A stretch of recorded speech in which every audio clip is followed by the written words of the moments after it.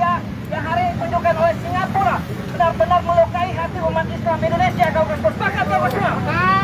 Itu kedatangan kita ke depan kedutaan besar Singapura. Karena saya yakin meskipun Singapura itu lebih kecil dari Indonesia, tapi dia punya kedaulatan, dia punya harga diri, kebijakannya juga kemudian kita harus hormati dong. Kalau malah kita mengata-ngatai, kebijakannya tidak dihormati, ya akan lebih luka dia, akan lebih sakit dia. Ketika dia luka, sakit, bisa jadi merembet ke banyak orang kok. Lagian gini loh, kalau saya sudah berumah tangga nih, punya istri, punya anak, punya saudara, punya rumah, kemudian ada orang lain yang masuk ke rumah kita bermaksud, berniat untuk mengganggu, saya akan mengusir dia tanpa harus saya memberikan alasan kenapa saya harus mengusir dia. Tanpa harus saya memberikan penjelasan kenapa Anda usir saya. Terserah saya, ini rumah-rumah saya, tempat tinggal saya punya penilaian bahwa Anda akan merusak rumah tangga saya, maka saya usir Anda sebelum Anda masuk. Itu kan rasional. Bahwa riakan hari ini yang membela Ustadz Abdul Somad itu tidak berdasarkan ajaran Nabi Muhammad SAW. Tidak berdasarkan itu. Nggak usah malah mencak-mencak, malah nggak baik. Malah boleh jadi Singapura akan lebih marah. Apakah itu benar, selaras, sesuai dengan ajaran baginda Nabi Muhammad SAW? Apakah Nabi Muhammad pernah ditolak? Dan kemudian apakah sikap Nabi Muhammad seperti itu? Itu yang perlu kita kemudian bedah sama-sama. Di dalam berjanji disebutkan, wa ammal ta'ifa yad'u tsaqifan falam yuhsinu bil ijabati qirah wa agrahu bihi sufaha awal abida fasabbuhu bi alsinatim badiyah wa ramauhu bil hijarati hatta huddibat bid dima'ina lah. Tsumma ada Rasulullah sallallahu alaihi wasallam ila Makkah tahazina fasalahu malakul ijibali fi ihlaki ahli hadawil asabiyah.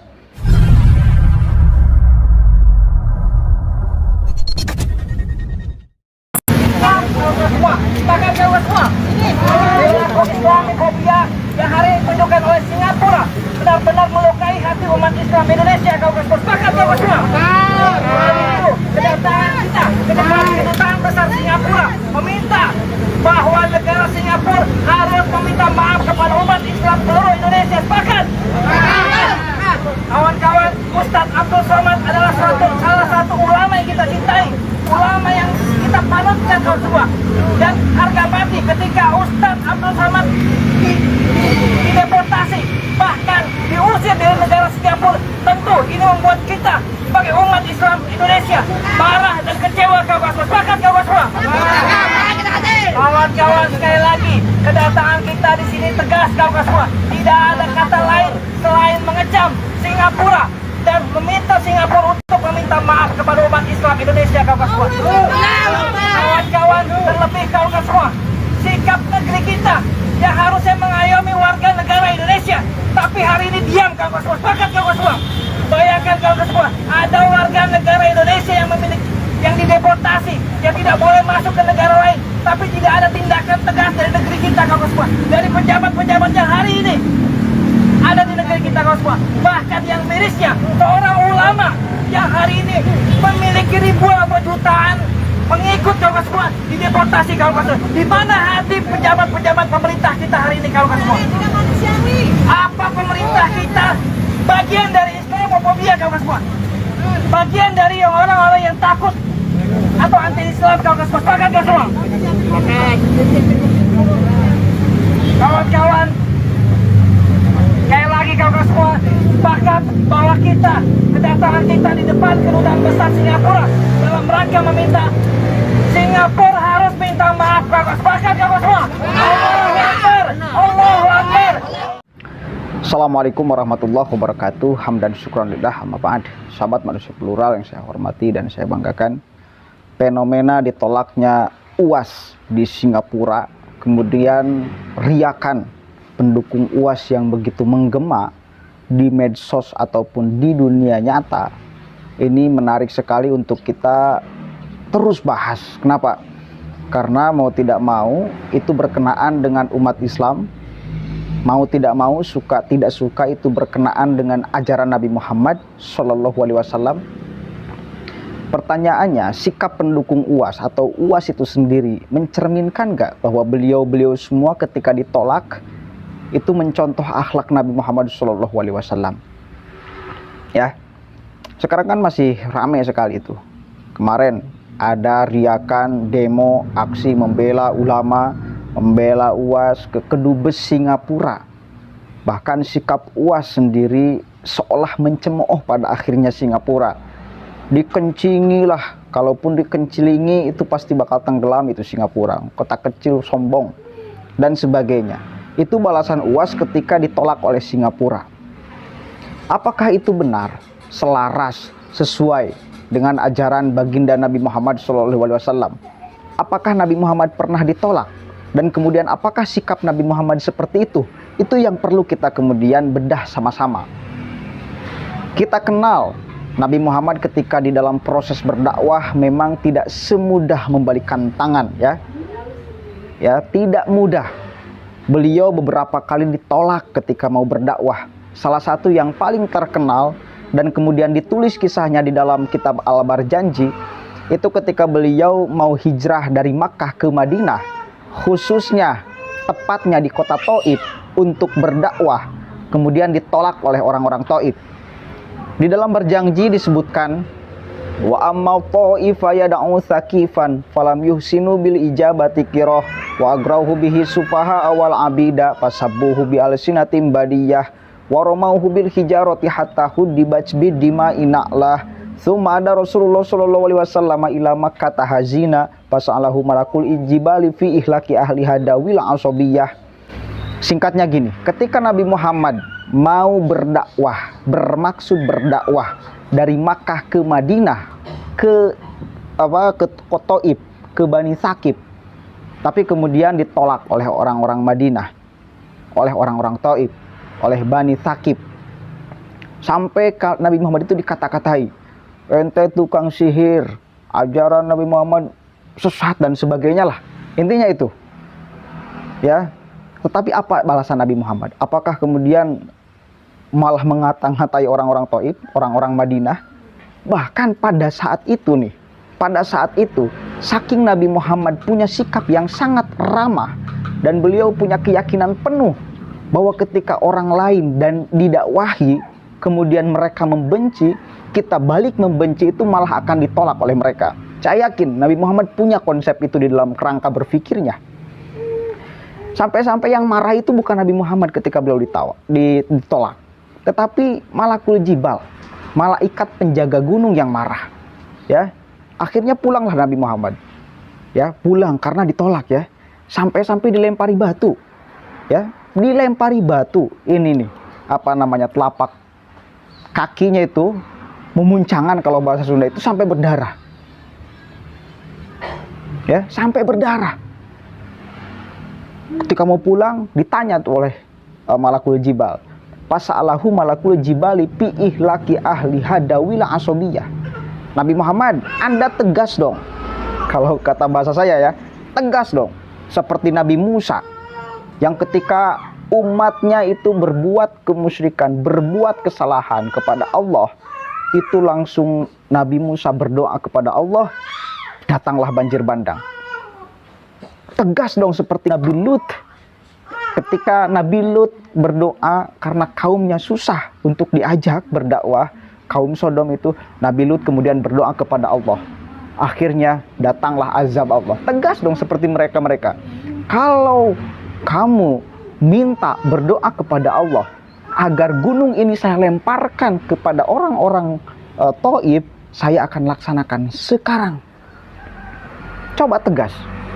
Pas'alahu malakul jibali fi halaki lahli hadawil asabiyah. Saya siap menghancurkan orang-orang Thaif yang telah menghinakan Anda. Kan gitu, ya. Tetapi Nabi Muhammad itu santai, kalem.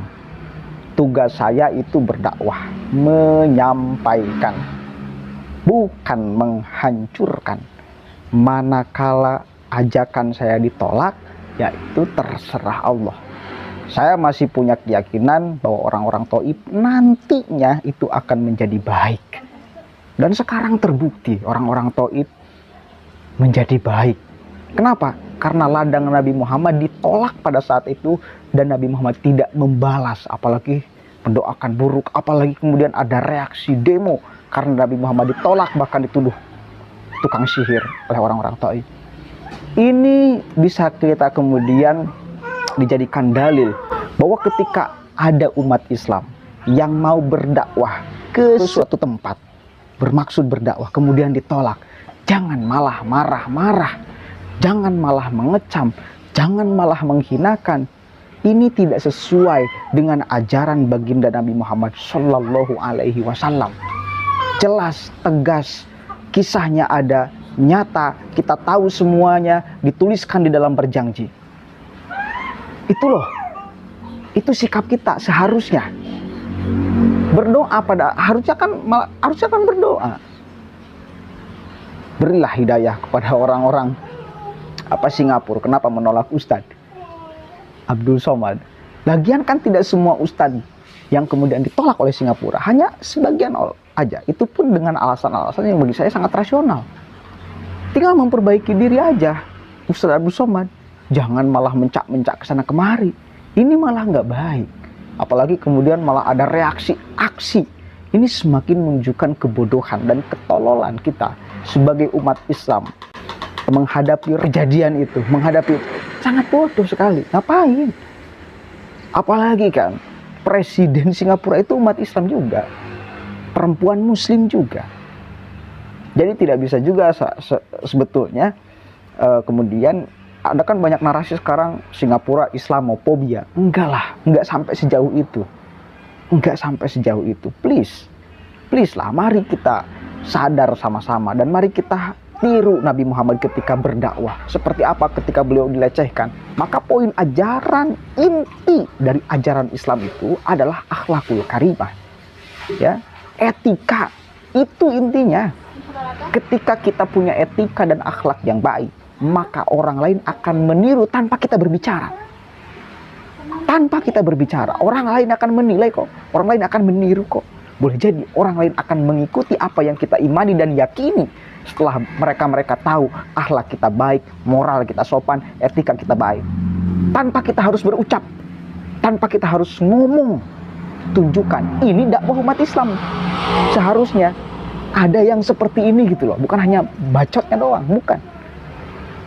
Gitu. Jadi saya bisa menarik kesimpulan bahwa riakan hari ini yang membela Ustadz Abdul Somad itu tidak berdasarkan ajaran Nabi Muhammad SAW. Tidak berdasarkan itu. Nggak usah malah mencak-mencak, malah nggak baik. Malah boleh jadi Singapura akan lebih marah ketika kebijakannya ya tidak dipercayai oleh orang lain, oleh orang Indonesia khususnya. Itu kan otoritas Singapura. Singapura boleh menerima atau menolak imigran yang akan masuk ke daerahnya. Itu otoritasnya. Biarkan aja, beliau punya alasan, mereka punya alasan sendiri. Lagian gini loh, kalau saya sudah berumah tangga nih, punya istri, punya anak, punya saudara, punya rumah, kemudian ada orang lain yang masuk ke rumah kita bermaksud, berniat untuk mengganggu, saya akan mengusir dia tanpa harus saya memberikan alasan kenapa saya harus mengusir dia. Tanpa harus saya memberikan penjelasan kenapa Anda usir saya. Terserah saya, ini rumah-rumah saya, tempat tinggal saya punya penilaian bahwa Anda akan merusak rumah tangga saya, maka saya usir Anda sebelum Anda masuk. Itu kan rasional, seharusnya kan gitu. Ini kan kenapa ditolak sudah ada penjelasan, karena A, B, C, D. Udah tinggal diterima, perbaiki diri. Kalau malah ada reaksi, gak baik jadinya bos, gak baik. Karena saya yakin meskipun Singapura itu lebih kecil dari Indonesia, tapi dia punya kedaulatan, dia punya harga diri, kebijakannya juga kemudian kita harus hormati dong. Kalau malah kita mengata-ngatai kebijakannya tidak dihormati, ya akan lebih luka dia, akan lebih sakit dia. Ketika dia luka, sakit, bisa jadi merembet ke banyak orang kok. Janganlah kemudian malah menularkan ini virusnya kemana-mana. Bisa hanya satu aja, UAS yang ditolak di Singapura. Muslim yang lain jangan ditolak. Jangan sampai kalau ada riakan-riakan kayak gitu, boleh jadi orang lain juga ditolak.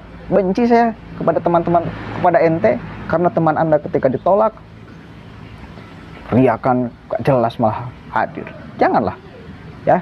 Mari kita sadar sama-sama dan mari kita ikuti jejak Nabi Muhammad SAW, ya, yang telah ditulis di berbagai kitab, bagaimana ketika beliau bersikap ketika di dalam situasi apapun, khususnya dalam situasi ditolak di suatu tempat ketika beliau berdakwah, ya. Banyak kisahnya. Allahul muwaffiq ila aqwamit thoriq. Kalau Anda umat Islam. Assalamualaikum warahmatullahi wabarakatuh.